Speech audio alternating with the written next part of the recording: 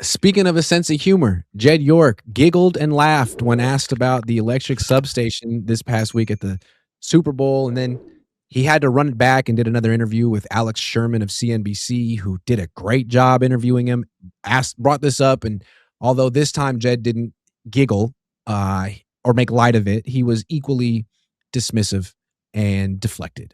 So, Dad, he's had two shots at this. What do you think of the 49ers owners' public response to this thing? Okay. I want to make it clear that I'm going to talk a little personally about Jed. That Grant is not, I don't want him to engage in this because he works with these people. But this is me. I'm an old man and I'm retired.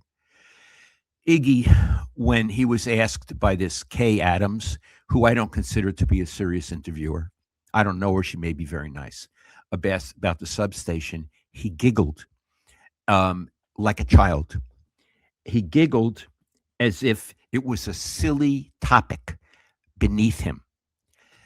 At that moment, he acted like a shallow, silly man. Mhm. I want to make this very clear. I am not saying Jed is a shallow, silly man. He may be. I don't know. I'm not there with him on the, in the executive suites of the Niners. I do know that I'm very close with a family that their children grew up with his wife, Danielle. They love her and they think she's a substantial human being. So I assume they have a successful marriage and they have kids, Jed and Danielle. I've never met her. I assume he's a serious man in his marriage and successful. So I'm not saying he's a trivial, silly man. But when he did that with Kay Adams, he acted like an 11-year-old who got caught with his finger in the inkwell, if you even know what an inkwell is. It was very embarrassing that the CEO, whatever the hell he is, the owner of the 49ers, would come across not juvenile, childish. And what his giggling meant was, why are you bothering me with this insubstantial topic? He even brought it up on his own. Like, hey, you're not even going to believe this. This is so stupid, right? Right, he brought it up. You're right. That's a key point. She wasn't even. I don't know what the hell she was going to ask, but he didn't. He brought it up, I guess, to short circuit the discussion. But he made it worse. He made it worse by essentially saying, "This is bullshit," and I don't. And I'll talk about it in the sense that I don't want to talk about it, and I don't take it seriously. Well, some of the players take it seriously. CMC takes it seriously. The tight end, Kittle, takes it seriously. These are men who have a very short lifespan in the league. They want to be healthy. They don't want to have to be fighting against electrical current or an ownership that doesn't care. None of them is saying that this substation is hurting them. They're saying, would you investigate it? Yep. Because we have a limited lifespan and we want to think you're on our side. What were you going to say? And we're the most injured team in the league every year. Yeah. And maybe if this is the cause of it, maybe there's something mutually we can do because we all have the same goal, to be successful and to be healthy. The other thing, he also said in both interviews, his answer to the substation was that Jerry Rice was healthy. He was healthy in 1987. That's what he said. I looked it up. They didn't move to Santa Clara till 1988. So to say he was healthy in 1987, that was when they were in Redwood City. So he didn't even know the year that they were exposed to the substation. Jerry subsequently got seriously hurt once he was exposed to that substation, whether or not it was its fault. The point is, he didn't know that, and he didn't, in the second interview, know what they gave up to get McCaffrey. He didn't know what draft picks they gave up. He's the owner. So you feel if he doesn't know he also didn't know what they gave up to get Trent Williams. Okay. So what I'm saying is, when you study novels, and there's a narrator. There are reliable narrators and unreliable narrators, and they're both very thrilling. Well, you wonder, is Jed a reliable narrator or an unreliable narrator? He doesn't know basic facts. So, how can you believe him on anything?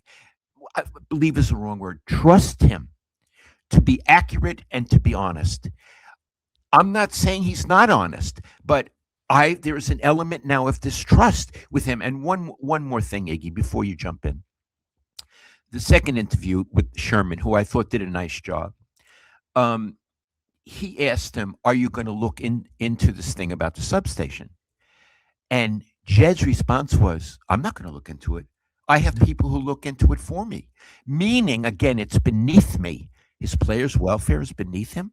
I have people. Now, if I were there, Sherman is not as experienced as I was. What people? Who's going to look into it? Name a name. What's his credential or her credential? What do they know about this subject?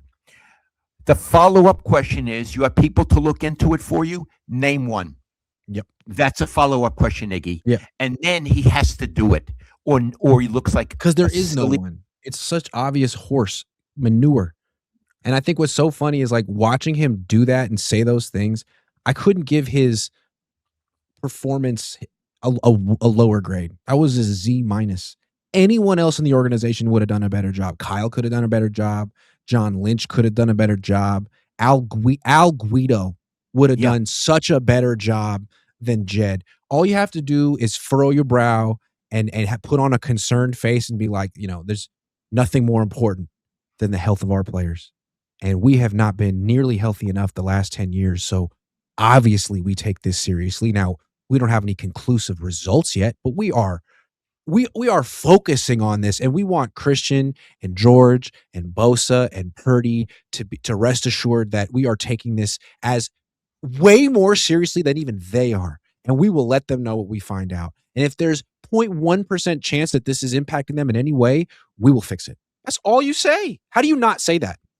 Iggy, I love how you just expressed it.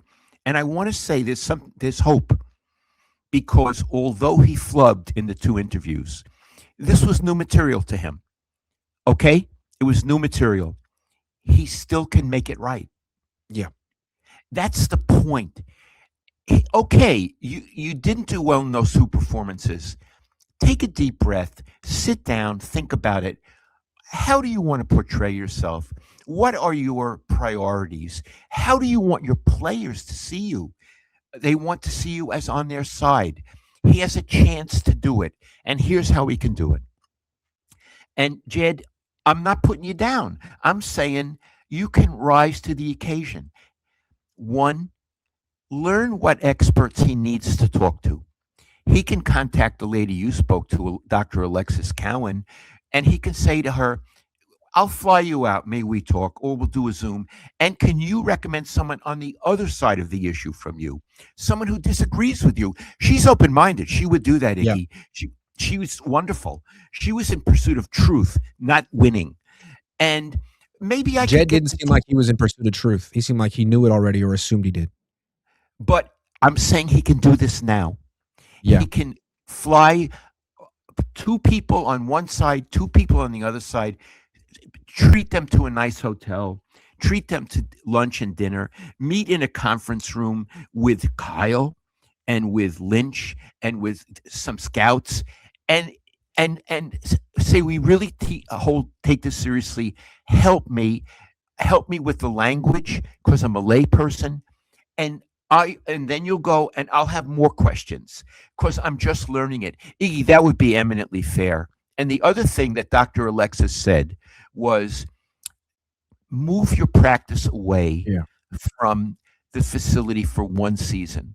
She said maybe more. I'm saying one season. See if there are different results. See if you don't get injured as much. And if you continue to get injured as much, it's not the substation, and you've answered your question, but you've done due diligence. And I think that would be fair. And Jed, you still have a chance to do all those things. Yeah. I feel like what they would say is, look, Jed, we can't prove. I mean, if you got experts on both sides, we can't come to a consensus and prove that this is definitely the reason why your team is the most injured team in the league. But at the same time, there haven't been that many compelling scientific case studies of this issue. And it seems like the Niners have sort of created one themselves. You have a team full of players who are next to the substation all the time, very close for long durations of time. You can actually conduct the experiment. So while maybe scientists can't get together and agree, maybe they would agree, like, you know what? It might be worth it, since there's a little gray area here, a little disagreement, to try practicing somewhere else for a year just to see what happens, considering none of us know 100% for sure what will happen. I can't imagine that there would be some doctor or some scientist that would tell Jed, don't even pay any attention to this. Keep doing what you're doing. You just have a 10-year run of bad luck.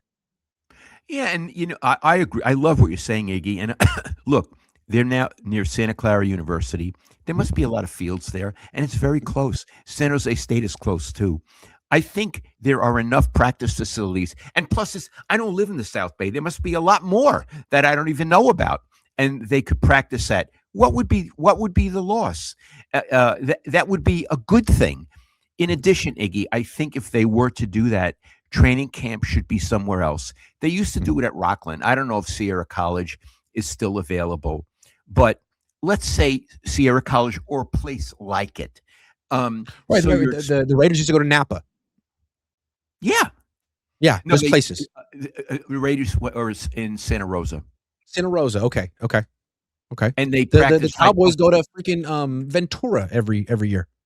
Yeah, the Raiders practice. There were two fields right behind the Marriott.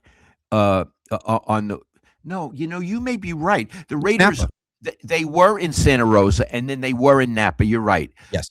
Yes. And they were right behind the Marriott in Napa, and the players all stayed at the hotel, and they were serious about their work and all of that. So there are options, and I think all we're asking, Jed, is to be cautious and prudent. We're not asking for outrageous things, and I think the players would appreciate it. I think it would. Maybe their hearts are a little heavy now, and it would lighten that load. Also, one more thing, and I'll just speak for myself on this, but like when I hear him say there's absolutely nothing to this, I think, well, you don't know anything about this. You're not an expert. And for you to have that knee jerk reaction when you're financially culpable makes me feel like you don't really want to find out the truth, that you're nervous. Fair Don't enough. do that. Don't do that. You gotta get out in front of this. Deflecting doesn't work at all. I love when you say get out in front. The next time he gets interviewed, he should say, I take this seriously, and I've consulted this person from MIT, this person from Stanford. In fact, I'm going to have them talk to you on a Zoom call. And I'm trying to get up to speed as quickly as I can, because this is serious. And I want to say something else. It's not only serious for the Niners, Iggy, it's serious for the league. Yep. I think the league should be interested and should maybe help the Niners financially. And the NFLPA should be interested, and they should be going to bat for these players. Absolutely. So it should be Jed, but also the Players Association and the league. We want to get to the bottom of this. There may be other teams that are in similar situations. We want to have the best results, and we want to be a clean league. They should all be involved. To me, this is under the same umbrella as playing surface. The same reason you spend extra money for grass as opposed to artificial turf is the same reason you should want to spend whatever it takes to learn about this and to fix it. Just because it might have an impact. It might. Yes, and Jed, again, as we close on this, I'm not putting you down. I wish you had done better in the two interviews, but they're behind you. This issue is still in front of you, and you can rise to the occasion. And I want to think you're the kind of person who will. But if you ignore it and do nothing, and your team is among the most injured teams in the league again next year, it's hard to blame Kyle or John Lynch for that. That's kind of going to be on you. Right. And you should know that. Let's end on a positive note on this. Let's try to You end keep positive. trying, and I'm like, but Don't do any go more ahead. buts. I, All I right, want to end positive. In fact, sure. I want you to end positive. You do it. Jed, I believe in you. I think you're going to do the right thing, and I'm looking forward to seeing you do that. Great. I like it. Touch Band says, get blue chip players only, tired of scheme guys. Yeah, and stop reaching for him and trading up for him. Amp the Carolina Niner says, incredible stream with molecular biologist. Love that you have the peanuts to objectively seek the truth, even when you don't necessarily buy in. Grant to go. Thank you very much.